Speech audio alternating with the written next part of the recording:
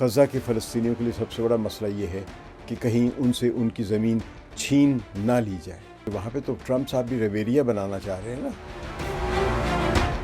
اس مسئلے کی شدت کو انتہائی خطرناک حد تک واضح کرتی ہے کہ غزہ کتنا خطرناک علاقہ ہے، قدم قدم پہ بم ملیں گے۔ لوگوں کو ایجوکیٹ کیا جائے کہ کس علاقے میں جانا، کس طرح نہیں جانا، کس طرح قدم رکھنا ہے۔ لیکن اقوام متحدہ نے بار بار یہ خبردار کیا ہے کہ وہاں پہ لوگوں کو بھی واپس نہیں جانا چاہیے، لیکن وہ گئے ہیں۔ غزہ سول ڈیفنس نے خبردار کیا ہے کہ یہ واقعات کسی بھی وقت پھٹ سکتی ہیں۔ بے گھر لوگ تباہ شدہ علاقوں میں واپس جائیں گے یا ملبہ ہٹانے کا عمل شروع کریں گے۔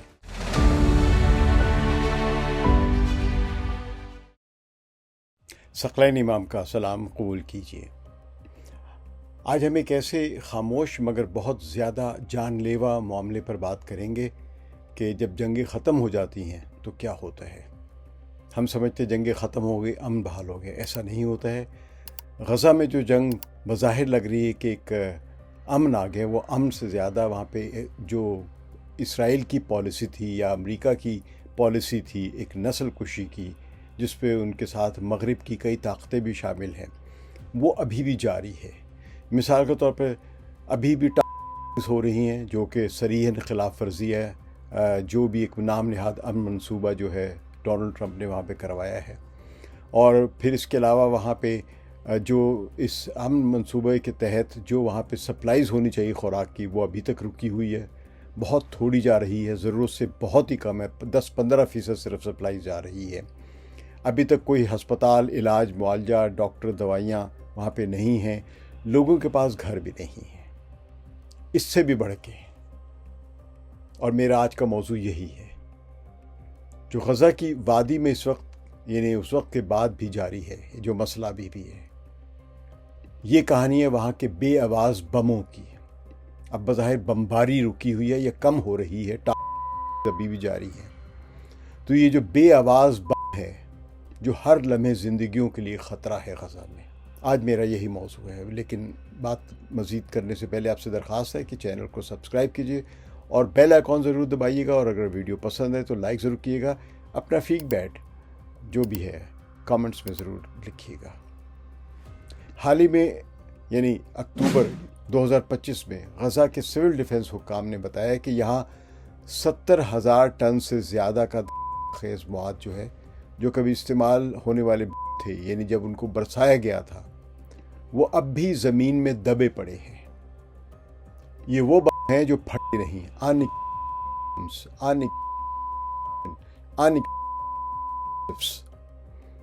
بعض تخمینوں کے مطابق یہ شاید 1,00,000 ٹن کے قریب ایکسپلوسو ہے، لیکن بہرحال میں ایک ایسا لے رہا ہوں جس کا دعویٰ جو ہے غزہ کے حکام نے کیا ہے یا وہاں کے اہلکاران کر رہے ہیں، اور اب یہ غزہ کے لوگوں کے لیے ایک جان لیوا ورثہ بن چکے ہوئے ہیں۔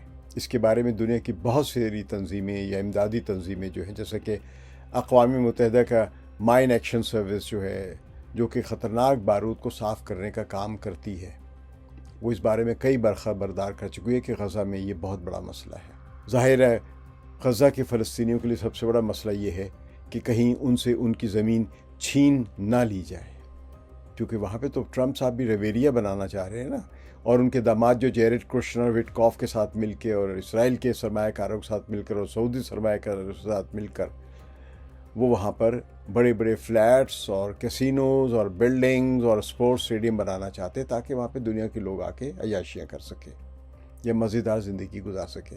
لیکن اقوام متحدہ نے بار بار یہ خبردار کیا ہے کہ وہاں پہ لوگوں کو بھی واپس نہیں جانا چاہیے، لیکن وہ گئے ہیں۔ ظاہر ہے جیسا عرض کیا کہ اپنے گھروں کو بچانا، اپنی زمین کو بچانا چاہتے ہیں۔ تو غزہ کی سول ڈیفنس اور سرکاری میڈیا نے، جو ان کا آفس ہے، میڈیا آفس، اس سے مشترکہ طور پر بیانات جاری کیے ہیں، جن میں کہا گیا ہے کہ تقریباً 70,000 ٹن غیر ہوئے جو ہے اور گولہ بار تباہ شدہ محلوں کے اور عمارتوں کے ملبے تلے بکھرے ہوئے ہیں، ابھی بھی ان میں دبے ہوئے یا ادھر سڑکوں پہ کہیں ملیں گے ان کو۔ یہ اعداد و شمار اکتوبر 2025 کے وسط میں مڈل ایسٹ مانیٹرنگ کا انٹرنیٹ پورٹل ہے، دی نیو عرب اور غزہ پریس جیسے ذرائع ابلاغ نے رپورٹ کیے ہیں۔ یہ مقدار 70,000 ٹن دراصل غیر پھٹے اور دفن شدہ ہتھیاروں کے کل وزن کا اندازہ ہے، نہ کہ 70,000 علیحدہ علیحدہ بموں کی تعداد ہے۔ ان میں مختلف قسم کے گولے شامل ہیں، جیسے 500 اور 1,000 پاؤنڈ وزنی فضائی بم ہیں، توپوں کے گولے ہیں، میزائل ہیں اور دیگر چھوٹے ہتھیار جو پھٹ نہیں سکے۔ غزہ سول ڈیفنس نے خبردار کیا ہے کہ یہ باقیات کسی بھی وقت پھٹ سکتی ہیں، خاص طور پر جب بے گھر لوگ تباہ شدہ علاقوں میں واپس جائیں گے یا ملبہ ہٹانے کا عمل شروع کریں گے، کیونکہ وہاں پہ اتنا ملبہ ہے جس کو ہٹانے کے لیے بھی کئی برس لگ سکتے ہیں، کیونکہ عمارتیں ہی تباہ کر دی گئی ہیں۔ اور یہی اصل میں غزہ کی یہ مقصد تھا ان کا بمباری کا، کہ اتنی زمین کو بیکار کر دیا جائے کہ لوگ آبادی نہ ہو سکے اور بالآخر یہ خالی ہو جائے اور فلسطینی جگہ چھوڑ کر کہیں اور جانے پر، منتقل ہونے پر راضی ہو جائے یا مجبور ہو جائے۔ بہرحال یہ مسئلہ کتنا بڑا ہے سوچئے۔ غزہ کی 84% سے زیادہ عمارتیں، اور غزہ شہر میں تو 92% تک یا وہ عمارتیں مکمل تباہ ہو چکی ہیں یا انہیں بہت زیادہ نقصان پہنچا ہے۔ اس ساری تباہی کے نتیجے میں 60 سے 70 ملین ٹن ملبہ پیدا ہوا ہے، اور یہی وہ جگہ ہے جہاں یہ خاموش بم دبے ہوئے ہیں، پڑے ہوئے ہیں، کہیں چھپے ہوئے نظر نہیں آ رہے۔ کوئی غلطی سے ان کے پاس جائے گا، ان میں مائنز بھی ہیں، ان میں کلسٹر بمز میں جو چھوٹے چھوٹے، ایک بڑا بم پھینکتے تو کئی سینکڑوں چھوٹے چھوٹے بم وہاں پہ جا کے گرتے ہیں، بارش کے قطروں کی طرح پھیل کے، یہ سب موجود ہے۔ تو اسرائیلی فوج کے جو چلانے والے خودکار دھماکہ خیز جو گاڑیوں کے ٹکڑے بھی ہیں، جو پورے محلے کو تباہ کرنے کے لیے استعمال ہوتے تھے، اور اب بھی ملبے کے نیچے دبے ہوئے ہیں۔ اب اس خاموش خطرے کا شکار وہ لوگ ہوں گے یا ہیں جو اپنے گھروں کو واپس لوٹ رہے ہیں۔ ایک باپ نے، فلسطینی باپ تھا، اپنے خاندان کے خیمے کے نیچے سے ایسے ہی ایک خطرناک آلہ ڈھونڈ نکالا تھا۔ چھوٹے بچے جو کھلونا سمجھ کر ان کے چمکدار چیزوں کو اٹھا لیتے ہیں، سب سے زیادہ خطرے میں ہیں۔ تو میڈیا کی رپورٹ کے مطابق انہوں نے دیکھا کہ 6 سالہ جڑواں بچے جنہوں نے ایک چھوٹی سی گول سی ایک چیز اٹھائی، شدید زخمی ہو گئے۔ یونیسیف، جو کہ بچوں کے حقوق کے لیے کام کرنے والی اقوام متحدہ کی تنظیم ہے، بار بار اس بات کی نشاندہی کر چکی ہے کہ بچوں پر کس طرح غیر متناسب نقصان پہنچ رہا ہے۔ ان چھپے ہوئے کا شکار بچے زیادہ ہو رہے، بڑے ذرا احتیاط کرتے لیکن وہ بھی ان کے کوئی اعضاء اڑ سکتے ہیں یا موت بھی واقع ہو سکتی ہے۔ اب دیکھیے یہ جنگ کا اثرات ہے، اور یہ صرف جنگ جو ہے غزہ میں نہیں ہوئی ہے، اس سے پہلے بھی دنیا میں جہاں جہاں جنگیں ہوئی ہیں وہاں پہ اسی طرح ہی جنگ کے بعد جب نام نہاد امن قائم ہوتا ہے تو اس جنگ کے بعد جتنا گولہ بارود استعمال ہوا ہوتا ہے، وہاں پہ نئے آنے والوں یا جو بھی دوبارہ آباد ہونے کی کوشش کرتے ہیں ان کے لیے ایک وراثت ہوتی ہے کہ اس کو برداشت کریں۔ دوسری عالمی جنگ کے بعد سے یوکرین کو سب سے زیادہ دھماکہ خیز مواد سے آلودہ قرار دیا گیا تھا، جہاں ملک کے 20% سے زیادہ حصے پر بارود بکھرا پڑا تھا، جس کی وجہ سے کسان اپنی زمین پر کئی برسوں تک فصل نہیں اگا پا سکتے تھے۔ ویتنام میں بہت زیادہ بمباری ہوئی دوسری جنگ عظیم کے بعد، یعنی اس سرد جنگ کے دوران۔ تو اگر ہم غزہ اور ویتنام کے درمیان فی مربع کلومیٹر بموں کی کثافت کا موازنہ کریں، یعنی فی کلومیٹر مربع، یعنی یہ مربع کلومیٹر جو جگہ بنتی ہے اس میں کہاں زیادہ بم گرے ہیں، تو ایک انتہائی تشویشناک تصویر سامنے آتی ہے۔ غزہ پٹی کا رقبہ محض 365 مربع کلومیٹر ہے، جبکہ ویتنام کا کل رقبہ 3,31,000 مربع کلومیٹر ہے۔ اب یہ سمجھیں گے آپ کہ کیا غزہ میں ظلم ہوا ہے۔ غزہ میں موجود تخمینے کے مطابق 70,000 ٹن دھماکہ خیز مواد کی اس چھوٹے سے رقبے پر کثافت کا مطلب ہے کہ ہر مربع کلومیٹر پر تقریباً 192 ٹن بارود موجود ہے یا گرا ہے۔ اس کے برعکس ویتنام میں اگرچہ کل بارود کی مقدار 15 سے 35 لاکھ ٹن تھی، جو کہ بہت زیادہ ہے غزہ کی بمباری سے، لیکن اسے ویتنام کے وسیع رقبے پر پھیلا دیا جائے تو فی مربع کلومیٹر جو بمباری کے جو کہہ لیں کہ جو کنسنٹریشن ہے وہ محض آدھا ٹن یا 1.25 ٹن کے درمیان رہ جاتی ہے۔ اب سمجھے فرق۔ غزہ میں فی مربع کلومیٹر 192 ٹن بارود گرا ہے، اور ویتنام میں فی مربع کلومیٹر آدھا ٹن یا 1.25 ٹن کے درمیان یہ بمباری ہوئی ہے۔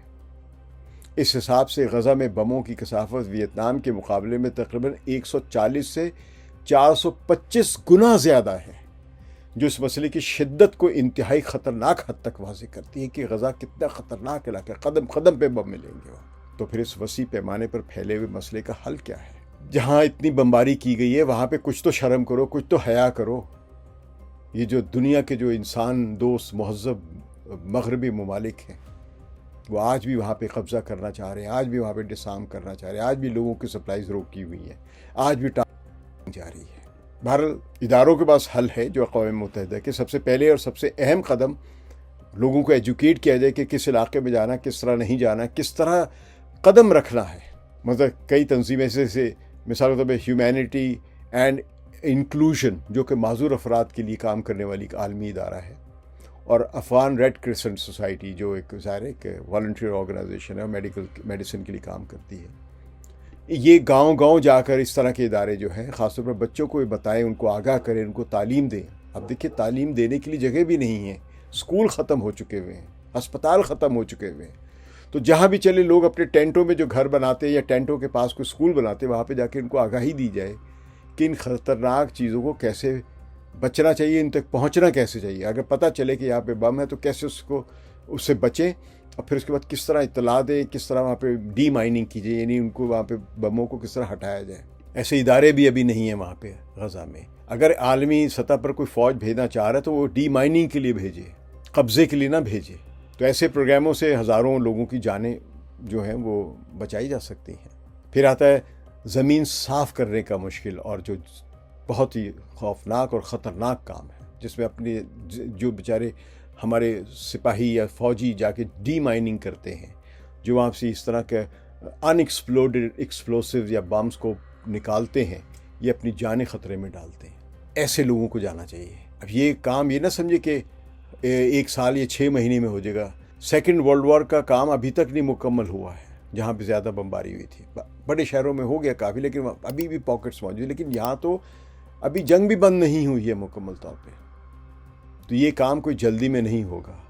لبنان میں بہت بمباری کی ہے اسرائیل نے، تو لبنان میں 2024 کی جھڑپوں کے بعد ہیومینٹی اینڈ انکلوژن کی جو ٹیمیں ہیں وہ پہلے سروے کرتی ہیں، جس میں وہ جی پی ایس کے ذریعے خطرناک چیزوں کی جگہ نشان زدہ کر چکی ہیں، تاکہ بعد میں انہیں محفوظ طریقے سے تباہ کیا جا سکے۔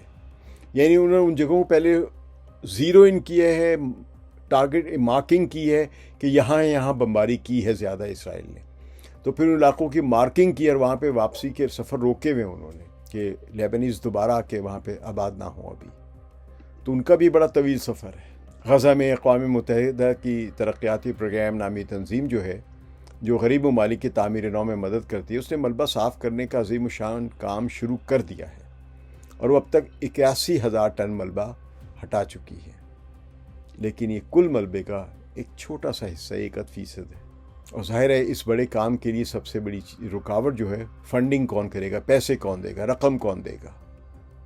اقوام متحدہ کا اندازہ ہے کہ غزہ کی تعمیر نو میں $70 ارب کی ضرورت ہوگی، اور بعض تخمینے جو وہ 100 ارب ڈالرز کی بات کرتے ہیں، اور اس سے پہلے ان دھماکہ خیز مواد کو صاف کرنا ایک انتہائی ضروری اور مہنگا کام ہے۔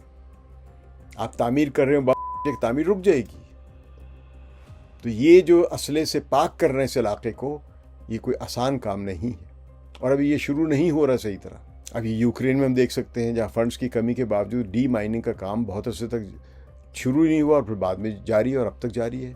تو اس کام کے لیے بین الاقوامی حمایت کی ضرورت ہوگی، جو کہ اربوں ڈالرز میں کی صورت میں ان کو امداد ملنی چاہیے، کہ غزہ کے لوگوں کے لیے جن کی زندگیاں اور زمینیں تباہ ہو چکی ہیں، اس جان لیوا ورثے کو صاف کرنا ان کے مستقبل کو دوبارہ حاصل کرنے کا پہلا اور سب سے ضروری قدم ہے۔